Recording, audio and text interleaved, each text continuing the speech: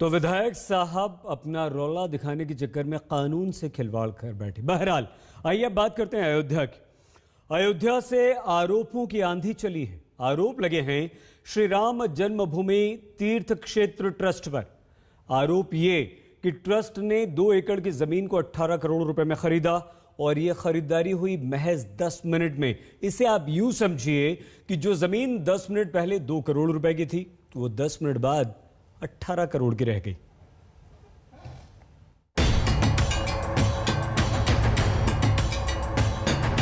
मंगल भवन अमंगल हारी प्रभु सुदशरथ अचर बिहारी।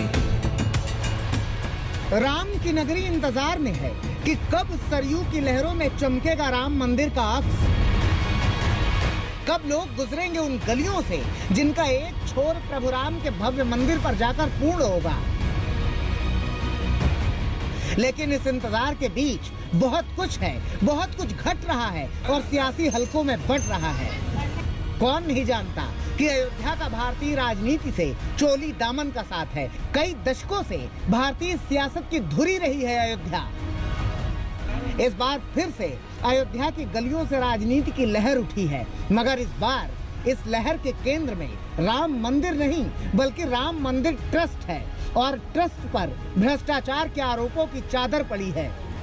इस बार जमीन की खरीद में भ्रष्टाचार का दावा किया जा रहा है कि श्री राम जन्मभूमि तीर्थ क्षेत्र ट्रस्ट ने 2 करोड़ की जमीन 18.5 करोड़ में खरीदी और महज चंद मिनटों में ही पूरे घोटाले को अंजाम दिया गया। 7:10 पे ये जमीन खरीदी गई और यही जमीन 5 मिनट के बाद रवि मोहन तिवारी और सुल्तान अंसारी से 18.5 करोड़ रुपए में राम जन्मभूमि ट्रस्ट ने खरीद लिया। 18.5 करोड़ रुपए में। सवाल सिर्फ 5 मिनट में जमीन के दाम में करोड़ों के हेरफेर का नहीं है। सवाल ये भी है कि आखिर ट्रस्ट ने किन वजहों से जमीन इतने महंगे दामों में खरीदी और इसकी मंजूरी कब और कैसे मिली। कोई जमीन अगर खरीदनी है तो उस ट्रस्ट में एक प्रस्ताव पारित होता है।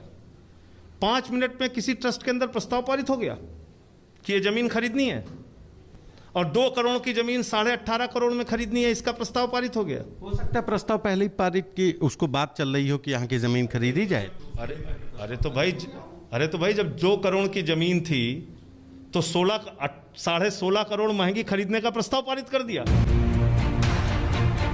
राम जन्मभूमि से पूरे देश की आस्था जुड़ी है। ट्रस्ट पर राम मंदिर निर्माण के काम का पूरा जिम्मा है। ऐसे में जमीन के घोटाले के इन आरोपों के साथ इस पर सियासत भी तेज हो गई है और विरोधी इसे राम भक्तों की आस्था का अपमान बता रहे हैं। दस्तावेजों का हवाला देकर ट्रस्ट पर गंभीर आरोप लगाने वाले संजय सिंह भी पूरे मामले की जांच सीबीआई और ईडी से कराने की कर रहे हैं। ये एक बहुत बड़ा घोटाला है।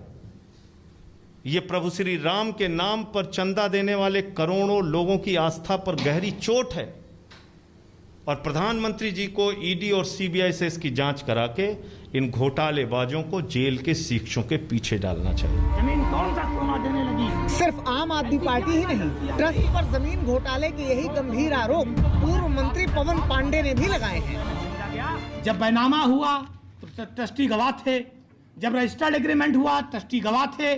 इसका मतलब ट्रस्ट इस भ्रष्टाचार में लिप्त है। 16 करोड़ 16.5 करोड़ रुपए का भ्रष्टाचार लूट हुई है।